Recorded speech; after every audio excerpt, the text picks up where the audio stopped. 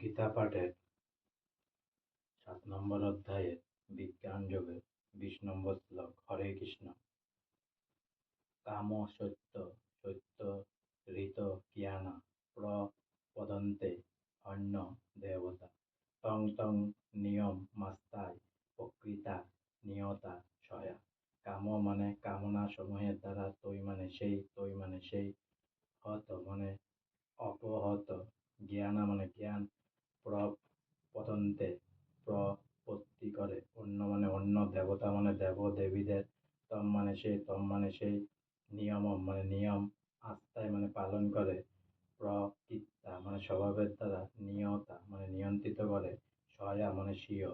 অনুবাদ: জড় কামনা বাসনার দ্বারা যাদের জ্ঞান অপহত হয়েছে তারা অন্য দেব দেবী শরণাগত হয় এবং তাদের স্বর্গীয় স্বভাব অনুসারে বিশেষ নিয়ম পালন করে দেবতাদের উপাসনা করে। তাৎপর্য: যারা সর্বোত্তভাবে জড় কুলস থেকে মুক্ত হতে পেরেছে তারাই পরমেশ্বর ভগবান শ্রীকৃষ্ণের চরণে আত্মসমর্পণ করে তার প্রতি ভক্তিযুক্ত হয়। যতক্ষণ পর্যন্ত জীব জড় জগতে কুলস থেকে সম্পূর্ণভাবে মুক্ত হতে না পারছে ততক্ষণ সে স্বভাবতই অব্যক্ত থাকে, কিন্তু এমনকি বিষয় বাসনার দ্বারা কুলুষিত থাকা সত্ত্বেও যদি কেউ ভগবানের আশ্রয় অবলম্বন করে তখন সে আর ততটা বহিরজ্ঞা প্রকৃতির দ্বারা আকৃষ্ট হয় না।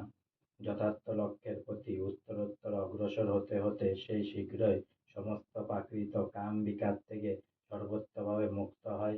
শ্রীমদ্ ভগবতে বলা হয়েছে যে সমস্ত জড় কামনা বাসনার থেকে সম্পূর্ণভাবে মুক্ত শুদ্ধ ভক্তই হোক অথবা অপ্রাকৃত অভিলাষ যুক্ত হোক অথবা জড় কুলস থেকে মুক্তিকামী হোক না কেন, সকলেরই কর্তব্য হচ্ছে বাসুদেবের শরণাগত হয়ে তার উপাসনা করা।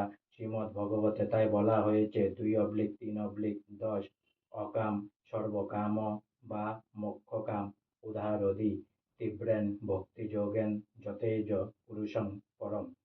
যে সব স্বল্পবুদ্ধি মানুষের পারমার্থিক জ্ঞান অপহত হয়েছে তারই বিষয় বাসনা তাৎক্ষণিক পুতির জন্য দেবতাদের শরণাপন্ন হয়।